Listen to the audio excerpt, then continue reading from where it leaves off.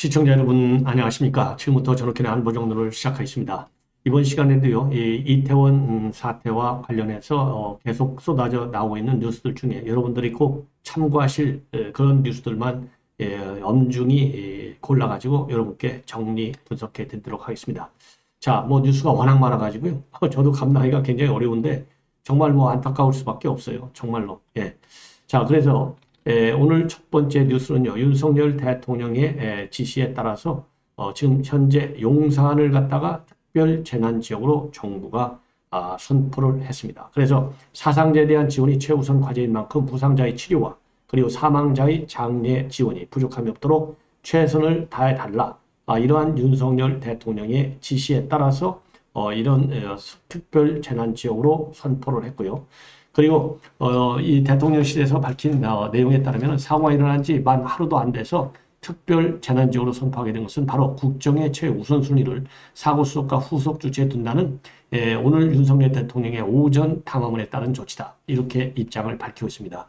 그래서 특별 재난지역은요, 재난및 안전관리 기본법에 따라서 이 자연 또는 사회 재난으로 재난이 발생했을 때 국가의 안녕과 사회 질서 유지에 중대한 영향을 미치거나 또 피해를 효과적으로 수습하기 위해서 특별한 조치가 필요하다고 인정될 때 선포하게 되어 있고, 국무총리 소속의 중앙안전관리위원회 심의를 거쳐서 대통령에 건의하는 절차를 밟아서 대통령이 선포하는 겁니다.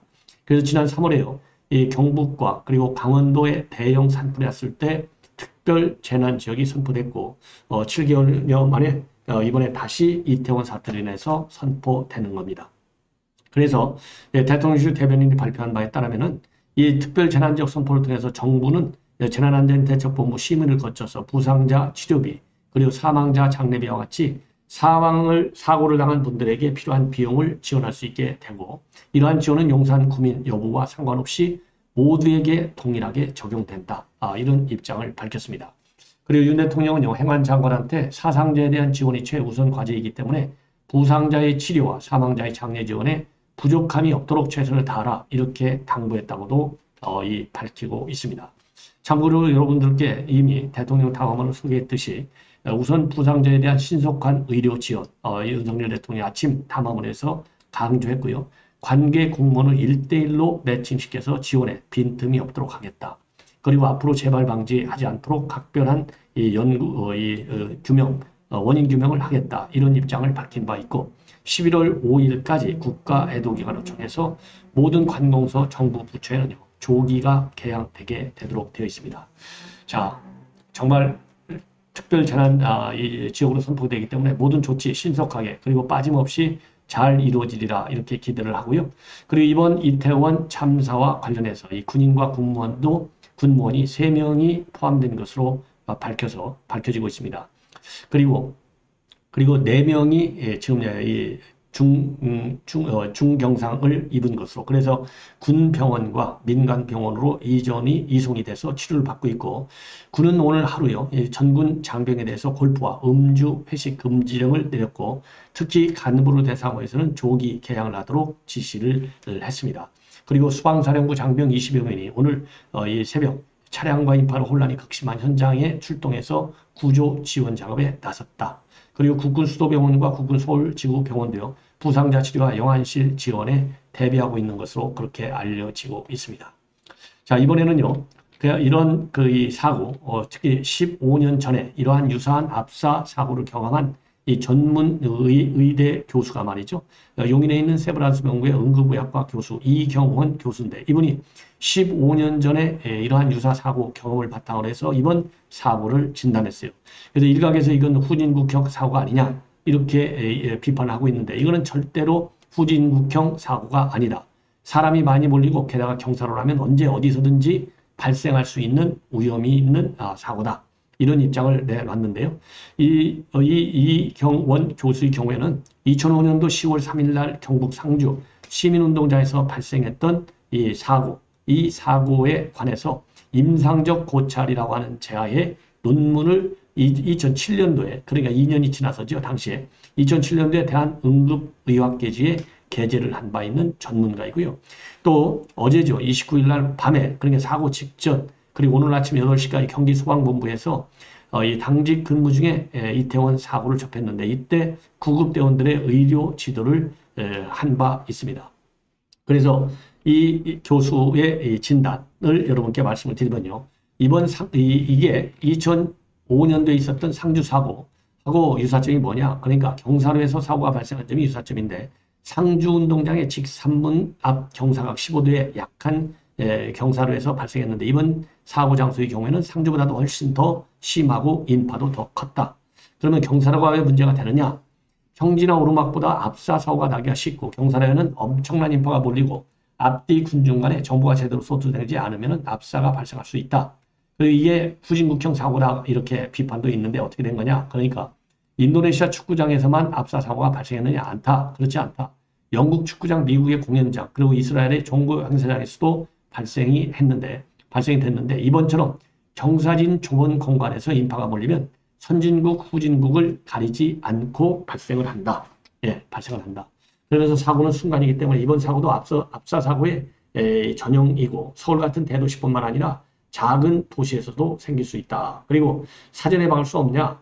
행사 주체가 있으면야 행정당국, 소방, 경찰, 의료계 이런 관계 기관들끼리 모여서 소요 시간이라든가 장소의 특성 그리고 좌석 확보, 출입문을 다양화하고 또 병목 현상을 최소화하는 이런 대책을 미리 짤 수가 있는데 이번처럼 행사 주체가 없으면 사실상 이런 거를 미리미리 대비하기가 굉장히 어렵다.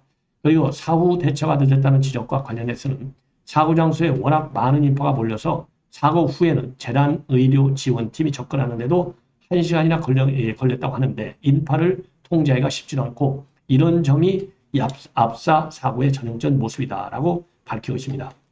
그리고 노란 패스 같은 걸 설치해서 진입을 통제하거나 통행을 원활하게 해야 하지 않았나 이런 지적과 관련해서 사람이 적을 때는 그런 게 먹히지만 사람이 너무 많을 때는 오히려 사고를 불러올 수 있다. 그리고 응급의료 대응에는 문제가 없었나? 재난의료 지원팀이 15개 팀이 현장에 나갔는데 응급진료소를 설치했고 중증도에 따라서 환자를 분류했는데 환자나 사망자를 많은 병원에 고르게 그래도 분산을 했다. 그리고 압사 사고 피해는 어떤 유형이 제일 많으냐? 가슴이 압박돼 사망하는 경우가 많고 숨을 쉬려면 가슴이 오르내려야 하는데 눌리면 숨을 못 쉬어서 외상성 질식사가 발생하게 되고 일부는 비장이나 감각 같은 내부 장기가 파열되기도 한다. 그리고 여성 사망자가 많은 이유는 여성, 소아, 그다음에 노인이 피해를 보게 되고 이들이 먼저 깔리고 남성보다 오래 버티기 힘들기 때문에 여성이 상대적으로 사고가 많을 수밖에 없다. 그리고 중증 환자가 적지 않은데 이들 중 일부는 숨을 못 쉬는 동안 뇌가 손상됐을 가능성이 있어서 후유증이 남지 않을까 걱정이 되고요. 그리고 이 많은 사람들이 정신적 충격이 굉장히 크다.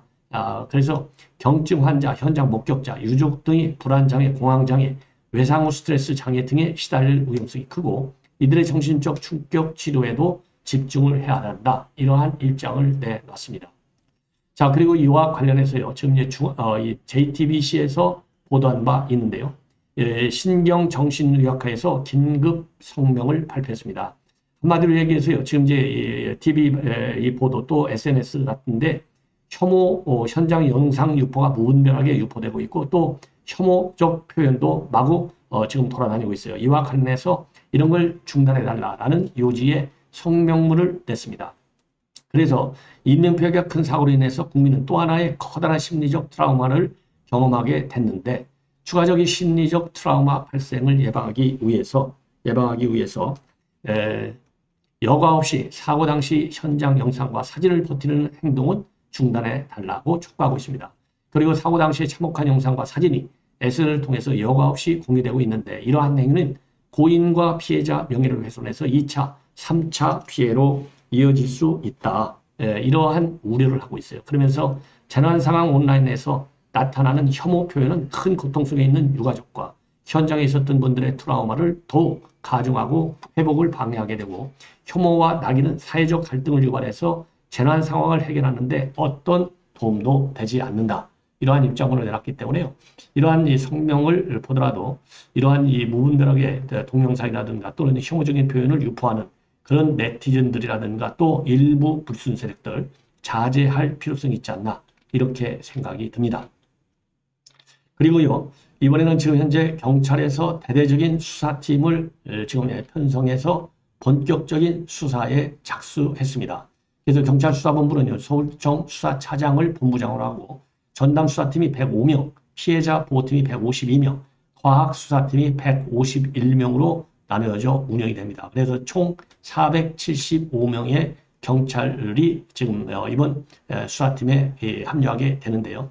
자, 그래서 이제 사망 원인이 뭔지 이런 것들을 살펴보고 특히 일부 필요한 자료는 이미 확보했고 추가적으로 계속 확보할 예정이다. 그래서 지금 경찰에서는 현장 폐쇄로 인 CCTV뿐만 아니라 SNS에 올라와 있는 사고 당시의 현장 동영상들도 분석 중에 있다고 하고요. 현장 목격자들에 대한 조사도 이미 마쳤고 또 필요하면 얼마든지 더 소환 조사할 예정으로 있다. 그리고 윤희근 경찰청장이 오늘 새벽 2시 30분에 긴급 비상대책회의를 열고 이 엄정한 수사를 지시했습니다. 다만요, 지금 이제 이 관측에 의하면은 특정 단체나 사람이 주도한 행사가 아니었기 때문에 수사가 상당히 어려워 보인다라는 전망이 나오고 있습니다.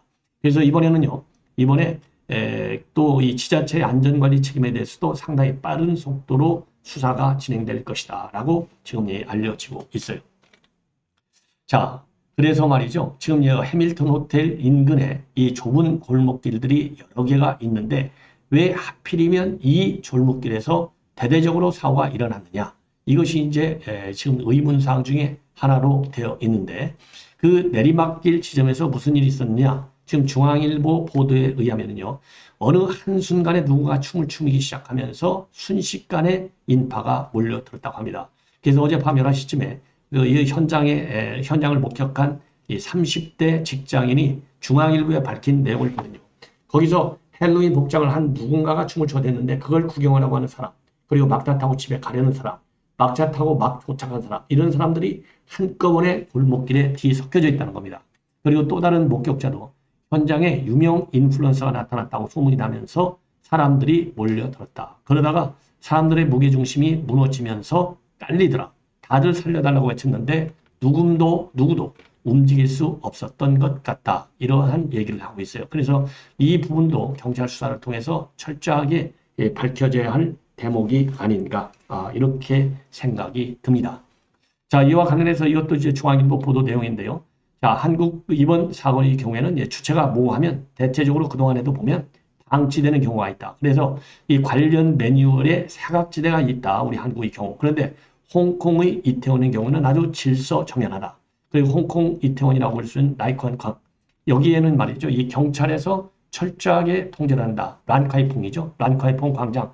헬로윈 기간에는 인파도 관리하고 교통체계도 관리한다. 그래서 이 란카이퐁 매뉴얼에 따르면은 경찰이 특정 장소에 인파가 운집할 것으로 예상될 때는 시민동선 그리고 도로 통제까지 한다. 이렇게 되어 있는데 우리 한국의 경우에는 이런 것들이 전혀 되어 있지 않다. 그리고 미국도 차량 통제가 일반화되어 있고 일본은 또 금주령까지 내린다. 그래서 이제는 지역축제 매뉴얼상 사각지대가 있더라도 다중이 모이는 행사를 지자체가 적극적으로 통제하는 것이 아니냐.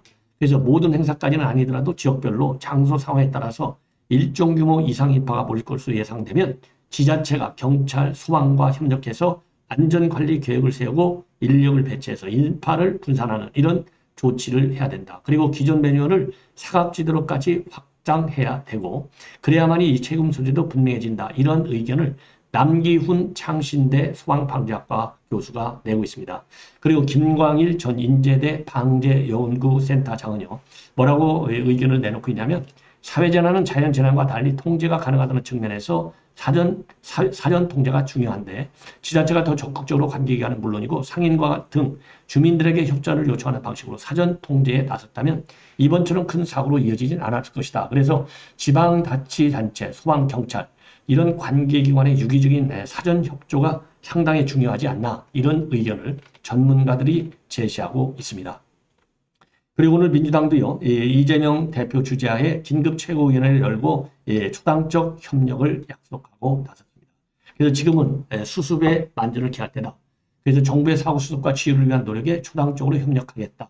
그리고 사고 원인과 규명, 재발 방지 대책도 중요하지만 사고 수습과 그리고 피해자분들의 치유와 의료에 집중할 때다. 이렇게 강조를 했고요. 그리고 이날 회의에는요. 이 뒤에 백드롭에 야당 탄압 규탄, 보복수사 중단 이런 백드롭을 흰천으로 가리고 회의를 했다고 합니다. 그리고 지금 민주당은요, 민주당 명의로 거리에 걸어둔 정치 구호성 현수막은 전부 다 철거하기로 했고요. 그리고 전국위원장 후보자 합동연설에도 연기했고, 그리고 내일 예정된 김진태발 경제위기 진상조사단의 강원도 방문 일정도 취소했고, 그리고 윤석열 정권 정치 탄압 대책위도 대통령실 앞 1인 시위도 잠정 중단한다. 그리고요, 11월 1일 날 의원총회 일정의 대수도 지금 이제 감사원법 개정안을 올릴 거냐 말 거냐, 본회의에 이것도 다시 한번 검토하겠다라는 입장을 내놨습니다. 자, 그래서요, 야당도 이 정쟁화 여기에는 상당히 신경을 많이 쓰는 것으로 보입니다.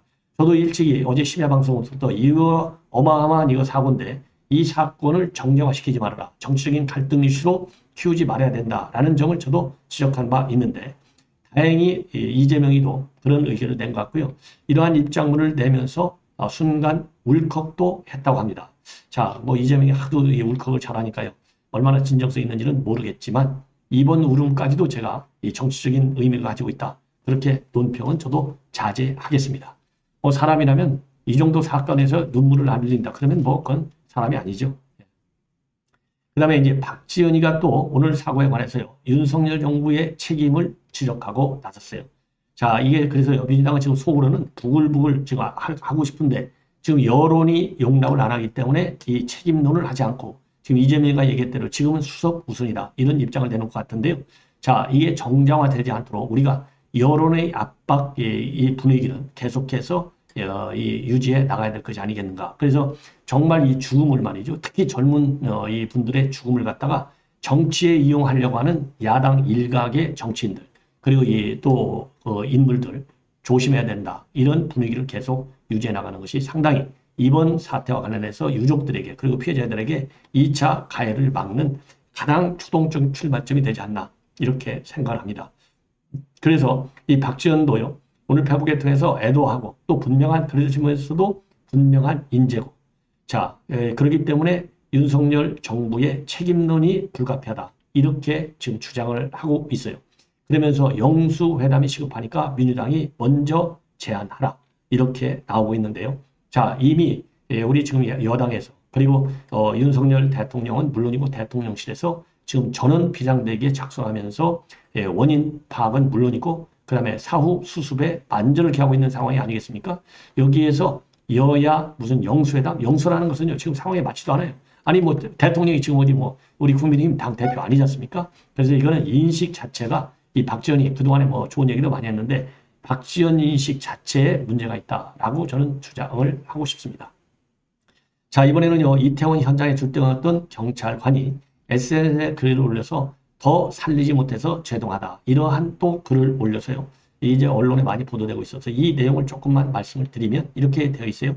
이태원 현장 출동했던 경찰관입니다. 이태원 가난은 아닌데 타관 내에서 지원을 갔다. 아비규환 현장 상황과 사망자들 시신이 아직도 머리에서 떠나질 않네요. 눈앞에서 죽어가는 사람들을 보면서 한 분이라도 더 살리려고 안간힘을 썼지만 살리지 못해 죄송합니다.